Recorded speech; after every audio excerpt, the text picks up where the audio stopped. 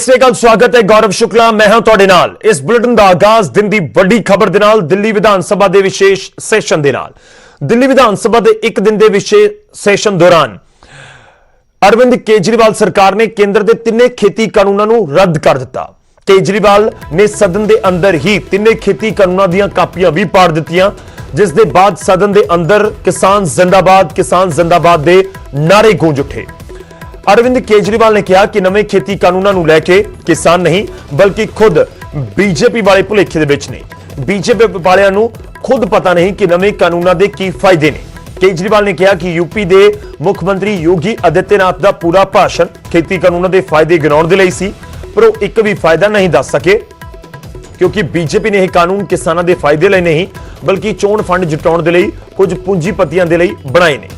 केजरीवाल ने कहा कि अंग्रेजों ने भगत सिंह के चाचा अजीत सिंह की अगवाई हेठ 9 महीने चले आंदोलन तो बाद बिल वापस लए सन। बीजेपी को अंग्रेजों तो बदतर नहीं बनना चाहिए।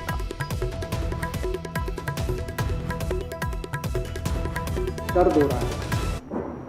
मेरा बिल्कुल मकसद नहीं था इसे फाड़ने का, लेकिन आज जब मेरे देश का किसान सड़कों के ऊपर 2 डिग्री टेम्परेचर के अंदर सड़कों पे सो रहा है और वो तकलीफ में है, तो मैं अपने देश के किसान और अपने देश के जवान के साथ गद्दारी नहीं कर सकता। मैं भी पहले इस देश का नागरिक हूं, मुख्यमंत्री बाद में हूं। तो आज इन तीनों कानूनों को ये विधानसभा खारिज करती है और केंद्र सरकार से अपील करती है कि किसानों की बात मानते हुए अंग्रेजों से बदतर मत बनो। अंग्रेजों ने 9 महीने में कानून वापस ले लिए थे, आप कम से कम आजादी की इतनी तो इज्जत रख लो कि 20 दिन के बाद अब इन कानूनों को वापस ले लो। उत्तर प्रदेश और बिहार में ये 900,000 रुपए में बिक रहा है। मेरे को बता दो कि पूरे देश में मेरा बिहार और उत्तर प्रदेश का किसान कहां ये फसल बेच के आए कि इसको एमएसपी से ज्यादा दाम मिल जाए। हवा में बात करने से क्या फायदा है? कहीं भी बेच लो, कहीं भी बेच लो। अरे कहां बेच लें, बताओ तो सही। अब हमारे देश का किसान पूरे देश में कहीं भी बेच सकता है। वो देश का किसान कहीं भी नहीं बेचेगा। उनको भी ये कानून किसानों के लिए नहीं बनाए गए, ये कानून भारतीय जनता पार्टी के चुनावों की फंडिंग कराने के लिए बनाए गए। इसको ये देश जितनी जल्दी समझ ले, किसान तो समझ गए, बाकी देश भी जितनी जल्दी समझ ले उतना अच्छा होगा। आज योगी आदित्यनाथ जी जो भारतीय जनता पार्टी के बहुत बड़े नेता हैं, उत्तर प्रदेश के मुख्यमंत्री हैं, वो टीवी में आ रहा था, शायद बरेली में 20,000 किसानों की रैली उन्होंने की। उनको कहा गया भाई इन तीनों बिलों के फायदे समझाओ, तो फायदे समझाने लगे वो। मैं सुन रहा था उनका भाषण। तुम्हारी जमीन नहीं जाएगी, ये फायदा है क्या? वो तो थी अभी तक, अब जाएगी नहीं, मतलब ये क्या फायदा है? तुम्हारी मंडी बंद नहीं होगी, ये फायदा है क्या? तुम्हारी मंडी बंद नहीं होगी, तुम्हारी जमीन नहीं जाएगी, तुम्हारा ये, अरे भैया ये तो था ही हमारे पास, फायदा क्या है? तो इनसे किसी से पूछ लो, ये भी इतने सारे बैठे हैं, किसी से पूछ लो, किसी भाजपा वाले से, ये फायदा क्या है? वो बता रहे हैं कि आ रहे हैं उसके फायदा और नुकसान, तो मैं नफा नुकसान बताऊंगा, चिंता ना करो। आज सुप्रीम कोर्ट में केस था, कल भी था। हमारे वकील ने सुप्रीम कोर्ट में खड़े होकर कहा कि किसानों की मांगे जायज हैं, किसानों की मांगे मानी जानी चाहिए। केस इसलिए था कि दिल्ली के बॉर्डर के ऊपर किसान बैठे हैं, इसलिए ट्रैफिक की दिक्कत हो रही है। हमारे वकील ने खड़े होकर कहा जी इसके लिए केंद्र सरकार जिम्मेदार है। आज अगर अभी केंद्र सरकार 1 घंटे में इनकी मांग मान ले, धरना उठ जाएगा। धरना क्यों नहीं उठ रहा? धरना इसलिए नहीं उठ रहा, केंद्र सरकार नहीं करने दे रही। तो केंद्र सरकार का वकील बोलता है कि ये दिल्ली सरकार तो का वकील तो किसानों का वकील बन के बना हुआ है। मैं केंद्र सरकार वाले को कहना चाहता हूं, तुम भी किसानों के वकील बनो, तुम भी किसानों का काम किसके लिए करो। किसान इस देश का निर्माता है, और अगर किसानों की वकालत नहीं करोगे तो किसकी वकालत करोगे? दलालों की वकालत करोगे। उधर दिल्ली विधानसभा ने खेती कानून रद्द किए तो विरोधियों ने भी मोर्चा संभाल लिया है। अरविंद केजरीवाल के उत्ते दिल्ली सरकार के उत्ते जम के निशाने साधे जा रहे हैं। कृषि बिल्लां ते केजरीवाल राजनीति कर रहे, ड्रामेबाजी कर रहे। सब नालों पहला तुसी दिल्ली दी विधान सभा च कृषि बिल्लां नूं सपोर्ट किया, अपने मैनिफेस्टो च कहा कि रिफॉर्म्स आने चाहिए। हुण उन्होंने पाड़ के ड्रामेबाजी की जा रही है, कभी उपवास रखा जा रहा है। केजरीवाल साहब, ड्रामेबाजी तुहाडा पुराना हथियार है। कि क्या कहूं कि 900 चूहे खा के बिल्ली हज को चली।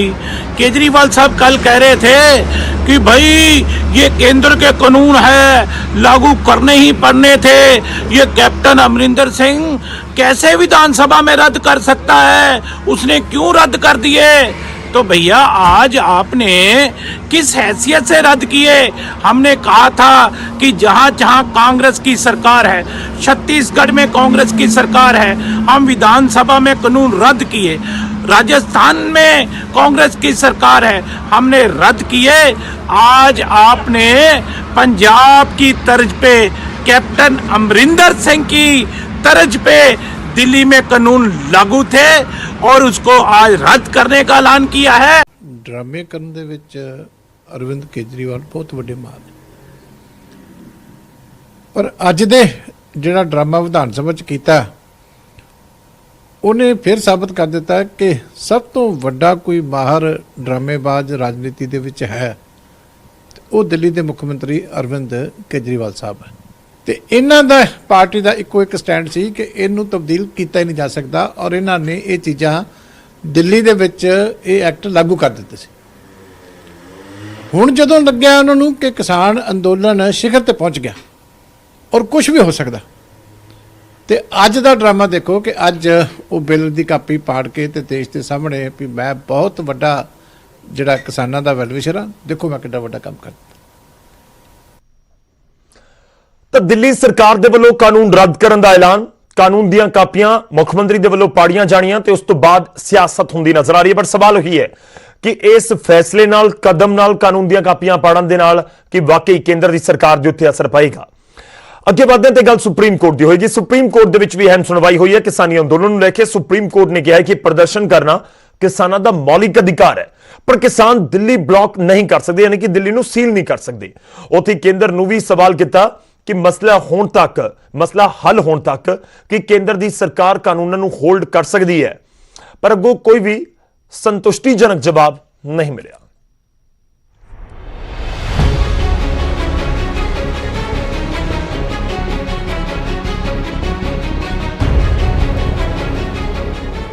ਸਰਕਾਰ ਤੇ ਕਿਸਾਨਾਂ ਦੇ ਦਰਮਿਆਨ ਬੰਦ ਪਈ ਗੱਲਬਾਤ ਦੇ ਵਿਚਾਲੇ ਸੁਪਰੀਮ ਕੋਰਟ ਦੇ ਜ਼ਰੀਏ ਕੋਈ ਰਸਤਾ ਲੱਭਣ ਦੀ ਜਦੋਜਹਿਦ ਸ਼ੁਰੂ ਹੋ ਗਈ ਹੈ, ਪਰ ਇਥੋਂ ਵੀ ਕੋਈ ਫਿਲਹਾਲ ਹੁਕਮ ਜਾਂ ਫੈਸਲਾ ਨਹੀਂ ਹੋਇਆ। ਸੁਪਰੀਮ ਕੋਰਟ ਨੇ 2 ਦਿਨ ਦੀ ਸੁਣਵਾਈ ਦੇ ਬਾਅਦ ਦੋਵੇਂ ਪੱਖਾਂ ਨੂੰ ਨੋਟਿਸ ਜਾਰੀ ਕਰਨ ਦੀ ਗੱਲ ਕਹੀ ਹੈ ਅਤੇ ਕਿਸਾਨਾਂ ਨੂੰ ਸੁਣਨ ਦੇ ਬਾਅਦ ਹੀ ਕੋਈ ਹੁਕਮ ਜਾਰੀ ਕਰਨ ਦਾ ਫੈਸਲਾ ਕੀਤਾ ਹੈ। ਹਾਲਾਂਕਿ ਸੁਣਵਾਈ ਦੇ ਦੌਰਾਨ ਸੁਪਰੀਮ ਕੋਰਟ ਦੇ ਵੱਲੋਂ ਕੀਤੀਆਂ ਗਈਆਂ ਟਿੱਪਣੀਆਂ ਬੇਹੱਦ ਅਹਿਮ ਨੇ, ਖਾਸ ਕਰਕੇ ਵਿਰੋਧ ਪ੍ਰਦਰਸ਼ਨ ਨੂੰ ਕਿਸਾਨਾਂ ਦਾ ਮੌਲਿਕ ਅਧਿਕਾਰ ਦੱਸਣਾ। ਚੀਫ ਜਸਟਿਸ ਨੇ ਕਿਹਾ, ਅਸੀਂ ਪ੍ਰਦਰਸ਼ਨ ਦੇ ਅਧਿਕਾਰ ਨੂੰ ਮੰਨਦੇ ਹਾਂ, ਅਸੀਂ ਇਸ ਤੇ ਕੋਈ ਰੋਕ ਨਹੀਂ ਲਾਵਾਂਗੇ। ਅਸੀਂ ਸਪਸ਼ਟ ਕਰਦੇ ਹਾਂ ਕਿ ਅਸੀਂ ਕਾਨੂੰਨ ਦੇ ਵਿਰੋਧ ਵਿੱਚ ਮੌਲਿਕ ਅਧਿਕਾਰਾਂ ਨੂੰ ਮਾਨਤਾ ਦਿੰਦੇ ਹਾਂ। ਇਸ ਤੇ ਰੋਕ ਲਾਉਣ ਦਾ ਕੋਈ ਸਵਾਲ ਹੀ ਨਹੀਂ, ਪਰ ਇਸ ਨਾਲ ਕਿਸੇ ਦੀ ਜਾਨ ਦਾ ਨੁਕਸਾਨ ਨਹੀਂ ਹੋਣਾ ਚਾਹੀਦਾ।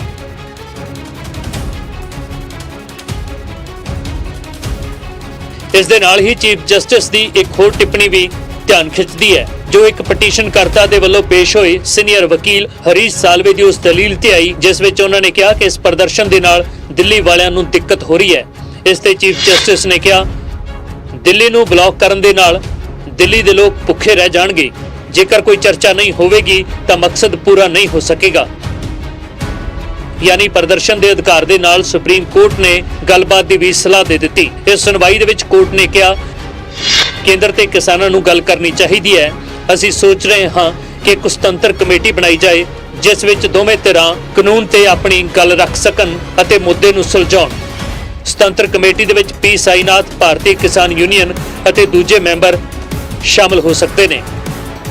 ਸੁਣਵਾਈ ਦੇ ਵਿੱਚ ਪੰਜਾਬ ਦੇ ਵੱਲੋਂ ਕਾਂਗਰਸ ਦੇ ਸੀਨੀਅਰ ਆਗੂ ਅਤੇ ਮੰਨੇ ਪਰਮੰਨੇ ਵਕੀਲ ਪੀ ਚਿਦੰਬਰਮ ਪੇਸ਼ ਹੋਏ, ਜਿਨ੍ਹਾਂ ਨੇ ਗੱਲਬਾਤ ਦੇ ਲਈ ਕਮੇਟੀ ਦਾ ਸਵਾਗਤ ਕੀਤਾ।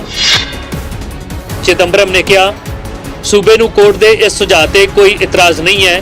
ਕੁਝ ਲੋਕਾਂ ਦਾ ਸਮੂਹ ਕਿਸਾਨਾਂ ਅਤੇ ਕੇਂਦਰ ਦੇ ਵਿਚਾਲੇ ਗੱਲਬਾਤ ਕਰਵਾਏਗਾ। ਇਹ ਕਿਸਾਨਾਂ ਤੇ ਸਰਕਾਰ ਦਾ ਫੈਸਲਾ ਹੈ ਕਿ ਸਮਿਤੀ ਵਿੱਚ ਕੌਣ ਹੋਵੇਗਾ। ਸੁਣਵਾਈ ਦੇ ਆਖਰੀ ਦੌਰ ਵਿੱਚ ਸੁਪਰੀਮ ਕੋਰਟ ਨੇ ਇੱਕ ਅਹਿਮ ਸੁਝਾਅ ਦਿੱਤਾ, ਜਿਸ ਵਿੱਚ ਅਟਾਰਨੀ ਜਨਰਲ ਨੇ ਫਿਲਹਾਲ ਇਨਕਾਰ ਕਰ ਦਿੱਤਾ ਹੈ, ਪਰ ਇਸ ਦੇ ਨਾਲ ਹੀ ਸਰਕਾਰ ਦੇ ਨਾਲ ਚਰਚਾ ਦੀ ਗੱਲ ਵੀ ਕਹੀ ਗਈ ਹੈ। Chief justice ਐਸ.ਏ. ਬੋਬੜੇ ਨੇ ਕਿਹਾ, ਜੇਕਰ ਤੁਸੀਂ ਭਰੋਸਾ ਦੇ ਸਕਦੇ ਹੋ ਕਿ ਸੁਪਰੀਮ ਕੋਰਟ ਵਿੱਚ ਸੁਣਵਾਈ ਪੂਰੀ ਹੋਣ ਤੱਕ ਨਵਾਂ ਕਿਸਾਨ ਕਾਨੂੰਨ ਲਾਗੂ ਨਹੀਂ ਹੋਵੇਗਾ ਤਾਂ ਗੱਲ ਬਣ ਸਕਦੀ ਹੈ, ਜਿਸ ਤੇ ਅਟਾਰਨੀ ਜਨਰਲ ਵੇਨੂਗੋਪਾਲ ਨੇ ਕਿਹਾ, ਇਸ ਦੇ ਲਈ ਸਰਕਾਰ ਦੇ ਨਾਲ ਚਰਚਾ ਕਰਨੀ ਹੋਵੇਗੀ, ਪਰ ਜੇਕਰ ਅਜਿਹਾ ਹੋਇਆ ਤਾਂ ਕਿਸਾਨ ਅੱਗੇ ਗੱਲ ਨਹੀਂ ਕਰਨਗੇ। ਵੀਰਵਾਰ ਦੀ ਸੁਣਵਾਈ ਪੂਰੀ ਤਰ੍ਹਾਂ ਦੇ ਨਾਲ ਕਿਸਾਨ ਅੰਦੋਲਨ ਤੇ ਰਹੀ, ਨਾ ਕਿ ਖੇਤੀ ਕਾਨੂੰਨਾਂ ਤੇ, ਪਰ ਕਿਸਾਨਾਂ ਦੀ ਨੁਮਾਇੰਦਗੀ ਨਾ ਹੋਣ ਦੀ ਵਜ੍ਹਾ ਦੇ ਨਾਲ ਕੋਰਟ ਦੇ ਵੱਲੋਂ ਕੋਈ ਹੁਕਮ ਨਹੀਂ ਦਿੱਤਾ ਗਿਆ। ਹੁਣ ਸਰਦੀ ਦੀਆਂ ਛੁੱਟੀਆਂ ਦੇ ਵਿੱਚ ਵਕੇਸ਼ਨ ਬੈਂਚ ਇਸ ਤੇ ਅੱਗੇ ਦੀ ਸੁਣਵਾਈ ਜਾਰੀ ਰੱਖੇਗਾ। Bureau report, news 18।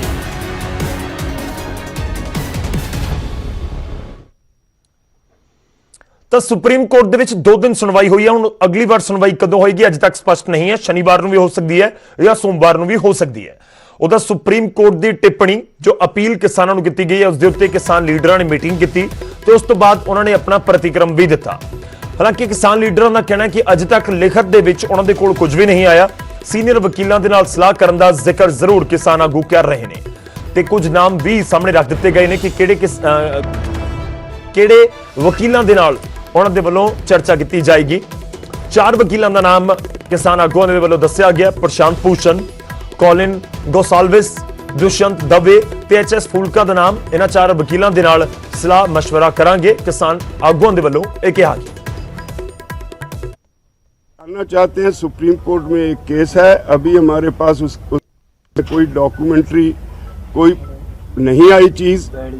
जब हमारे पास आएगी तो हम अपनी लीगल टीम को उसके साथ चर्चा करेंगे और उसके बाद आपके साथ शेयर करेंगे। उधर सुप्रीम कोर्ट की टिप्पणी ते किसान आगुआं की प्रतिक्रिया सामने आई है, जो ਅਸੀਂ ਤੁਹਾਨੂੰ ਸੁਣਾਈ। ਉਹ ਕਹਿ ਰਹੇ ਨੇ ਕਿ ਲਿਖਤ ਉਹਨਾਂ ਦੇ ਕੋਲ ਅਜੇ ਕੁਝ ਨਹੀਂ ਪਹੁੰਚਿਆ, ਜਦ ਲਿਖਤ ਪਹੁੰਚੇਗਾ ਤਾਂ ਉਸ ਦੇ ਉੱਤੇ ਉਹ ਵਿਚਾਰ ਕਰਨਗੇ। ਉਧਰ ਸੁਪਰੀਮ ਕੋਰਟ ਦੇ ਵੱਲੋਂ ਕੀਤੀਆਂ ਟਿੱਪਣੀਆਂ ਨੂੰ ਲੈ ਕੇ ਵੱਖ-ਵੱਖ ਪਾਰਟੀਆਂ ਦੀ ਵੀ ਪ੍ਰਤੀਕਿਰਿਆ ਸਾਹਮਣੇ ਆ ਰਹੀ ਹੈ, ਉਹ ਵੀ ਤੁਹਾਨੂੰ ਸੁਣਾਉਂਦੇ ਹਾਂ। ਸਾਰੀਆਂ ਮੰਨੀਆਂ ਸੀ ਤਾਂ ਉਹ ਤੋਂ ਬਾਅਦ ਗ੍ਰਹਿ ਮੰਤਰੀ ਅਮਿਤ ਸ਼ਾਹ ਜੀ ਨਾਲ ਵੀ ਉਹ ਬੈਠੇ। ਕੋਈ ਕਾਰਨ ਨਹੀਂ ਬਣਦਾ ਐਜੀਟੇਸ਼ਨ ਨੂੰ ਹੁਣ ਅੱਗੇ ਵਧਾਉਣ ਦਾ, ਜਦੋਂ ਇਹ ਸਾਰੀਆਂ ਗੱਲਾਂ ਮੰਨੀਆਂ ਗਈਆਂ। ਕਿਉਂਕਿ ਮਸਲਾ ਹੁਣ ਮਾਨਯੋਗ ਸੁਪਰੀਮ ਕੋਰਟ 'ਚ ਹੈ। ਉਹਨਾਂ ਨੂੰ ਵੀ 8 ਯੂਨੀਅਨਸ ਨੂੰ ਨੋਟਿਸ ਦਿੱਤੇ ਨੇ, ਪਾਰਟੀ ਵੀ ਕੰਪਲੀਟ ਕੀਤਾ ਹੈ। ਜੋ ਸੁਪਰੀਮ ਕੋਰਟ ਕਹੇਗੀ ਉਹਦੇ ਮੁਤਾਬਕ ਹੁਣ ਤਾਂ ਜੋ ਫੈਸਲਾ ਹੋਏਗਾ ਉਹ ਲਾਗੂ ਹੋਏਗਾ। ਇਹ ਐਡਾ ਜਿਹੜਾ ਧੱਕੇ ਨਾਲ ਲੱਗੇ ਹੋਏ ਨੇ ਮੋਦੀ ਸਾਹਿਬ, ਇਹਨਾਂ ਦਾ ਕੀ ਇੰਟਰਸਟ ਹੈ?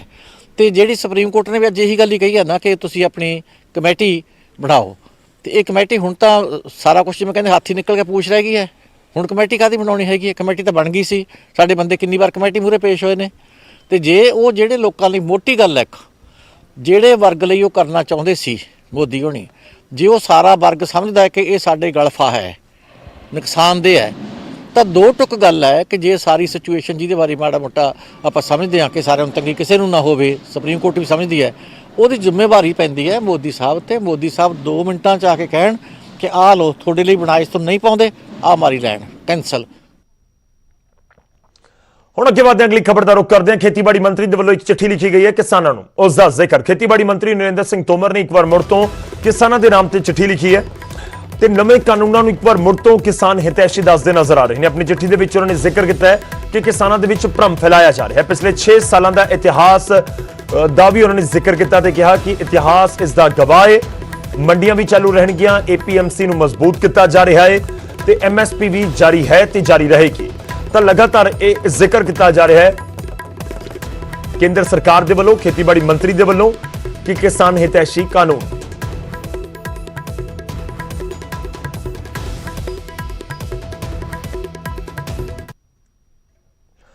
ਉਧਰ ਕਿਸਾਨੀ ਅੰਦੋਲਨ ਦੇ ਵਿਚਾਲੇ ਕੇਂਦਰ ਸਰਕਾਰ ਨੇ ਇੱਕ ਬੁਕਲੇਟ ਜਾਰੀ ਕੀਤੀ ਹੈ, ਜਿਸ ਦੇ ਵਿੱਚ ਸਰਕਾਰ ਨੇ ਸਿੱਖਾਂ ਦੇ ਲਈ ਕੀਤੇ ਆਪਣੇ ਕੰਮਾਂ ਦਾ ਵੇਰਵਾ ਦਿੱਤਾ ਹੈ।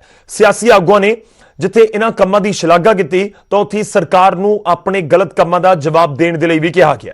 ਪੂਰੀ ਰਿਪੋਰਟ ਦੇਖੋ।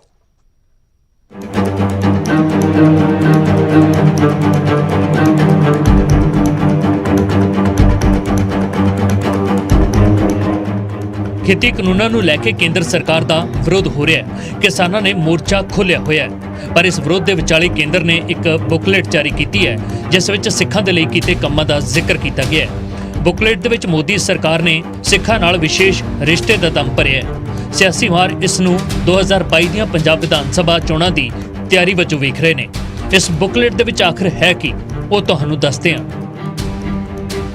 ਸਾਲ 2019 ਦੇ ਵਿੱਚ ਕਰਤਾਰਪੁਰ ਸਾਹਿਬ ਦਾ ਲਾਂਘਾ ਖੋਲ੍ਹਿਆ ਗਿਆ ਜਿਸ ਨਾਲ ਸੰਗਤ ਕਰਤਾਰਪੁਰ ਸਾਹਿਬ ਦੇ ਦਰਸ਼ਨ ਦਿਦਾਰੇ ਕਰ ਸਕੀ। ਇਸ ਨਾਲ ਸਿੱਖਾਂ ਦੀ ਲੰਮੇ ਸਮੇਂ ਦੀ ਮੰਗ ਪੂਰੀ ਹੋਈ ਹੈ। ਵਿਸ਼ਵ ਪੱਧਰ ਤੇ ਗੁਰੂ ਨਾਨਕ ਦੇਵ ਜੀ ਦਾ 550ਵਾਂ ਪ੍ਰਕਾਸ਼ ਦਿਹਾੜਾ ਮਨਾਇਆ ਗਿਆ। ਹਫ਼ਤੇ ਦੇ 5 ਦਿਨ ਗੁਰੂ ਨਾਨਕ ਦੇਵ ਜੀ ਦੇ ਨਾਲ ਜੁੜੇ ਸਥਾਨਾਂ ਤੋਂ ਲੰਘਦੀ ਹੋਈ ਇੱਕ ਰੇਲ ਗੱਡੀ ਚਲਾਉਣ ਦੀ ਯੋਜਨਾ ਹੈ।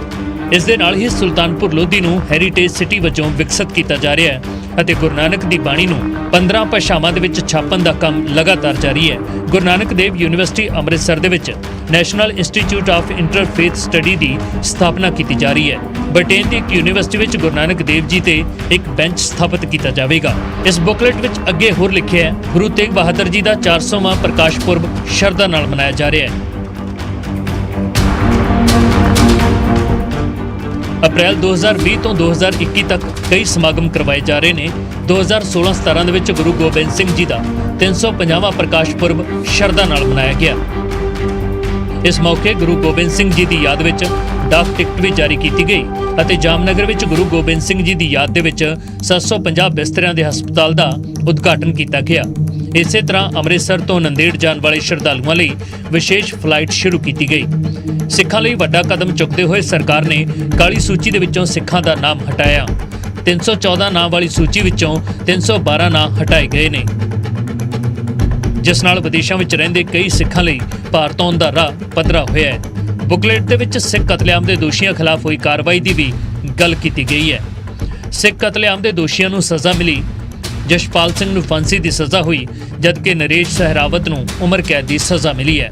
ਇਸੇ ਤਰ੍ਹਾਂ ਕਾਂਗਰਸ ਦੇ ਸਾਬਕਾ ਸੰਸਦ ਮੈਂਬਰ ਸੱਜਣ ਕੁਮਾਰ ਨੂੰ ਵੀ ਸਿੱਖ ਕਤਲੇਆਮ ਦਾ ਦੋਸ਼ੀ ਕਰਾਰ ਦਿੱਤਾ ਗਿਆ ਅਤੇ ਉਹਨਾਂ ਨੂੰ ਸਾਰੀ ਉਮਰ ਜੇਲ੍ਹ ਦੀ ਸਜ਼ਾ ਮਿਲੀ ਹੈ। ਸਿੱਖ ਕਤਲੇਆਮ ਦੇ ਪੀੜਤ ਪਰਿਵਾਰਾਂ ਨੂੰ 5 ਲੱਖ ਦਾ ਮੁਆਵਜ਼ਾ ਦਿੱਤਾ ਗਿਆ। ਉਧਰ ਦੂਜੇ ਪਾਸੇ ਜਲਿਆਂਵਾਲਾ ਬਾਗ ਦੇ ਸ਼ਹੀਦਾਂ ਨੂੰ ਵੀ ਸਰਕਾਰ ਨੇ ਯਾਦ ਕੀਤਾ ਹੈ। ਜਲਿਆਂਵਾਲਾ ਬਾਗ ਕਾਂਡ ਦੇ 100 ਸਾਲ ਪੂਰੇ ਹੋਣ ਤੇ ਕੌਮੀ ਯਾਦਗਾਰ ਬਣਾਈ ਗਈ। ਇਸੇ ਤਰ੍ਹਾਂ ਦਰਬਾਰ ਸਾਹਿਬ ਦੇ ਲਈ FCRA ਰਜਿਸਟ੍ਰੇਸ਼ਨ ਸ਼ੁਰੂ ਕਰਵਾਈ ਗਈ ਜਿਸ ਨਾਲ ਸੰਗਤ ਦੂਰ ਬੈਠ ਕੇ ਦਰਬਾਰ ਸਾਹਿਬ ਦੀ ਸੇਵਾ ਦੇ ਵਿੱਚ ਹਿੱਸਾ ਲੈ ਸਕਦੀ ਹੈ। ਕੇਂਦਰ ਸਰਕਾਰ ਨੇ ਲੰਗਰ ਨੂੰ ਟੈਕਸ ਤੋਂ ਮੁਕਤ ਕੀਤਾ ਜਿਸ ਨਾਲ ਦਰਬਾਰ ਸਾਹਿਬ ਸਮੇਤ ਸਾਰੇ ਗੁਰਦੁਆਰਿਆਂ ਨੂੰ ਲਾਭ ਹੋਇਆ ਹੈ। ਕੇਂਦਰ ਸਰਕਾਰ ਨੇ ਜੁਲਾਈ ਤੋਂ ਸਤੰਬਰ 2020 ਦੇ ਵਿਚਾਲੇ ਅਫਗਾਨਿਸਤਾਨ ਦੇ 230 ਸਿੱਖ ਪਰਿਵਾਰਾਂ ਦੀ ਭਾਰਤ ਵਾਪਸੀ ਯਕੀਨੀ ਬਣਾਈ। ਉਧਰ ਕੇਂਦਰ ਸਰਕਾਰ ਨੇ ਪਾਕਿਸਤਾਨ ਦੇ ਵਿੱਚ ਵੀ ਸਿੱਖਾਂ ਦੀ ਰੱਖਿਆ ਕੀਤੀ ਅਤੇ ਸਿੱਖਾਂ ਦੀਆਂ ਮੰਗਾਂ ਮੰਨਣ ਦੇ ਲਈ ਪਾਕਿਸਤਾਨ ਦੇ ਉੱਤੇ ਦਬਾਅ ਬਣਾਇਆ। ਇਸੇ ਤਰ੍ਹਾਂ ਸਰਕਾਰ ਨੇ ਜੰਮੂ ਕਸ਼ਮੀਰ ਦੇ ਵਿੱਚ ਸਿੱਖਾਂ ਦੇ ਅਧਿਕਾਰ ਸੁਰੱਖਿਅਤ ਕੀਤੇ। ਕੇਂਦਰ ਵੱਲੋਂ ਜਾਰੀ ਕੀਤੀ ਬੁਕਲੇਟ ਤੇ ਸ਼੍ਰੋਮਣੀ ਅਕਾਲੀ ਦਲ ਨੇ ਕਿਹਾ, ਸਰਕਾਰ ਦੇ ਕੰਮਾਂ ਦੀ ਸ਼ਲਾਘਾ ਹੋਣੀ ਚਾਹੀਦੀ ਹੈ। ਪਾਰਟੀ ਨੇ ਕਿਹਾ ਕਿ ਜੇ ਸਰਕਾਰ ਆਪਣੇ ਵਧੀਆ ਕੰਮ ਗਿਣਾ ਰਹੀ ਹੈ ਤਾਂ ਉਸ ਨੂੰ ਆਪਣੇ ਵੱਲੋਂ ਕੀਤੇ ਗਏ ਗਲਤ ਕੰਮਾਂ ਦਾ ਵੀ ਜਵਾਬ ਦੇਣਾ ਚਾਹੀਦਾ ਹੈ। ਜਿਹੜਾ ਵੀ ਕੋਈ ਚੰਗਾ ਕੰਮ ਉਹਨਾਂ ਨੇ ਪੰਜਾਬ ਵਾਸਤੇ, ਪੰਥ ਵਾਸਤੇ, ਭਲੇ ਵਾਸਤੇ ਕੀਤਾ, ਉਹਨੂੰ ਅਸੀਂ ਹਮੇਸ਼ਾ ਹੀ ਵੈਲਕਮ ਕੀਤਾ।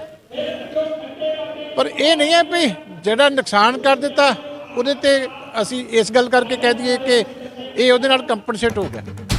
ਸ਼੍ਰੋਮਣੀ ਕਮੇਟੀ ਦੀ ਪ੍ਰਧਾਨ ਜਗੀਰ ਕੌਰ ਨੇ ਕਿਹਾ ਕਿ ਭਲਾਈ ਦੇ ਕੰਮ ਕਰਨਾ ਤਾਂ ਹਰ ਸਰਕਾਰ ਦਾ ਫਰਜ਼ ਹੁੰਦਾ ਹੈ ਅਤੇ ਲੋਕਾਂ ਦੀਆਂ ਮੰਗਾਂ ਪੂਰੀਆਂ ਕਰਨਾ ਵੀ ਸਰਕਾਰ ਦਾ ਹੀ ਕੰਮ ਹੈ। ਜੇ ਕਿਸੇ ਥਾਂ ਦੇ ਉੱਤੇ ਗਏ ਹੈ ਐਜ਼ ਏ ਪ੍ਰਧਾਨ ਮੰਤਰੀ ਜਾਂ ਕੋਈ ਮੰਤਰੀ ਤਾਂ ਉਹ ਤਾਂ ਸਾਡੇ ਫਰਜ਼ ਨੇ ਕੰਮ ਕਰਨੇ, ਪਰ ਜਿਹੜੇ ਅੱਜ ਕੋਈ ਸਾਡੀਆਂ ਲੋੜਾਂ ਨੇ, ਕਿਸਾਨੀ ਦੀਆਂ ਲੋੜਾਂ ਨੇ, ਕਿਸਾਨੀ ਦੀਆਂ ਮੰਗਾਂ ਨੇ ਜਾਂ ਹੋਰ ਕੋਈ ਮੰਗਾਂ ਨੇ, ਉਹ ਅਸੀਂ ਸਰਕਾਰ ਕੋਲੇ ਮੰਗਾਂ ਪੂਰੀਆਂ ਕਰਾਉਣੀਆਂ। ਆਮ ਆਦਮੀ ਪਾਰਟੀ ਨੇ ਕੇਂਦਰ ਸਰਕਾਰ ਨੂੰ ਨਿਸ਼ਾਨੇ ਤੇ ਲੈਂਦਿਆਂ ਕਿਹਾ ਕਿ ਸਿੱਖਾਂ ਲਈ ਕੀਤੇ ਕੰਮ ਗਿਣਾਉਣ ਦੀ ਥਾਂ ਅਸਲ ਵਿੱਚ ਸਿੱਖਾਂ ਲਈ ਕੰਮ ਕਰਨ ਦੀ ਗੱਲ ਕੀਤੀ ਹੁੰਦੀ। ਨਰਿੰਦਰ ਮੋਦੀ ਜੀ, ਤੁਸੀਂ ਆਪਣੇ ਵੱਲੋਂ ਅਹਿਸਾਨ ਕੀਤੇ ਨੇ ਜਿਹੜੇ ਪੰਜਾਬੀਆਂ ਦੇ ਉੱਪਰ, ਉਹ ਤਾਂ ਦੱਸ ਦਿੱਤੇ ਸਿੱਖਾਂ ਦੇ ਉੱਪਰ, ਪਰ ਇਹ ਪੰਜਾਬੀਆਂ ਦਾ ਕੰਟਰੀਬਿਊਸ਼ਨ ਰਿਹਾ ਸ਼ਾਇਦ ਤੁਸੀਂ ਉਹਦੇ ਬਾਰੇ ਕਦੇ ਨਾ ਪੜ੍ਹਿਆ ਜਾਂ ਸੁਣਿਆ ਹੋਵੇ। ਅਕਾਲੀ ਦਲ ਦੇ ਨਾਲੋਂ ਰਿਸ਼ਤਾ ਟੁੱਟਣ ਤੋਂ ਬਾਅਦ ਬੀਜੇਪੀ ਹੁਣ ਆਪਣੇ ਦਮ ਤੇ ਪੰਜਾਬ ਵਿਧਾਨ ਸਭਾ ਚੋਣਾਂ ਲੜਨ ਦੀ ਤਿਆਰੀ ਕਰ ਰਹੀ ਹੈ।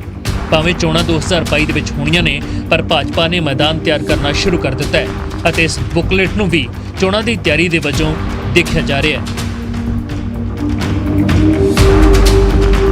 Bureau report, news 18।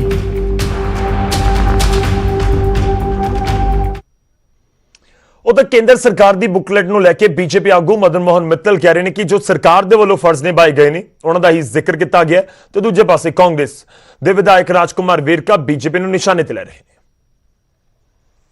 ਤੱਕ ਸਰਕਾਰ ਦਾ ਤਾਲੁਕ ਹੈ, ਸਰਕਾਰ ਦੀ ਜ਼ਿੰਮੇਵਾਰੀ ਹੈ ਕਿ ਜਿਸ ਸੂਬੇ ਦੇ ਵਿੱਚ ਜਿਸ ਦੇਸ਼ ਦੇ ਵਿੱਚ ਉਹ ਕੋਈ ਚੰਗਾ ਕੰਮ ਕਰ ਰਹੇ ਹੈ ਉਹਦੇ ਬਾਰੇ ਲੋਕਾਂ ਨੂੰ ਜਾਣਕਾਰੀ ਦੇਣ। ਮੋਦੀ ਸਾਹਿਬ ਦਾ ਪੰਜਾਬ ਨਾਲ ਕੋਈ ਅੱਜ ਦਾ ਪਿਆਰ ਨਹੀਂ ਹੈ।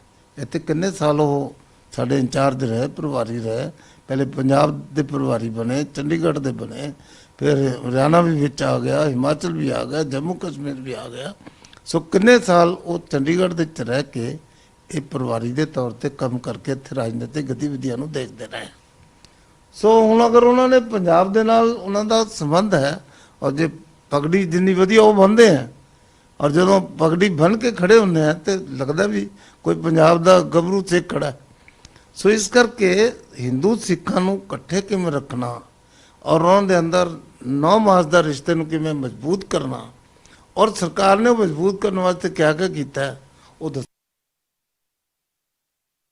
ਸਿੱਖਾਂ ਦੇ ਨਾਲ ਮੋਦੀ ਦੇ ਅਟੁੱਟ ਰਿਸ਼ਤੇ ਨਹੀਂ, ਟੁੱਟੇ ਹੋਏ ਰਿਸ਼ਤੇ ਆ। ਔਰ ਉਹ ਕਾਸ਼ ਉਹਦੇ ਵਿੱਚ ਇਹ ਵੀ ਮੈਂਸ਼ਨ ਕਰ ਦਿੰਦੇ ਕਿ ਗੁਜਰਾਤ ਦੇ ਵਿੱਚ ਜਦੋਂ ਮੁੱਖ ਮੰਤਰੀ ਸੀਗੇ ਨਰਿੰਦਰ ਮੋਦੀ ਜੀ, ਪੰਜਾਬ ਦੇ 25,000 ਕਿਸਾਨਾਂ ਨੂੰ ਜ਼ਮੀਨਾਂ ਖੋ ਕੇ ਤੇ ਉਹਨਾਂ ਨੂੰ ਗੁਜਰਾਤ ਨਿਕਾਲੇ ਦਾ ਆਰਡਰ ਕੀਤਾ ਹੋਇਆ ਹੈ ਔਰ ਉਹਨਾਂ ਨੇ ਜਾ ਕੇ ਤਾਂ ਬੁਕਲੇਟ ਦੇ ਉੱਤੇ ਵੀ ਸਿਆਸਤ ਹੋ ਰਹੀ ਹੈ। ਇਸ ਸਮੇਂ ਕਿਸਾਨਾਂ ਦੇ ਨਾਲ ਜੁੜੇ ਹੋਏ ਹਰ ਮੁੱਦੇ ਦੇ ਉੱਤੇ ਸਿਆਸਤ ਵੀ ਹੋ ਰਹੀ ਹੈ ਤੇ ਦੂਜੇ ਪਾਸੇ ਮਾਮਲਾ ਸੁਪਰੀਮ ਕੋਰਟ ਦੇ ਵਿੱਚ ਵੀ ਹੈ। ਨਿਊਜ਼ 18 ਪੰਜਾਬ ਅੱਗੇ ਵੀ ਕੋਸ਼ਿਸ਼ ਕਰਦਾ ਰਹੇਗਾ ਕਿ ਕਿਸਾਨੀ ਅੰਦੋਲਨ ਦੇ ਨਾਲ ਹਰ ਜੁੜੀ ਇੱਕ ਅਪਡੇਟ ਤੁਹਾਡੇ ਤੱਕ ਪਹੁੰਚਾਉਂਦੇ ਰਹੀਏ। ਫਿਲਹਾਲ ਇਸ ਬੁਲੇਟਿਨ ਦੇ ਵਿੱਚ ਨਹੀਂ, ਤੁਸੀਂ ਬਣੇ ਰਹੋ ਨਿਊਜ਼ 18 ਦੇ ਨਾਲ।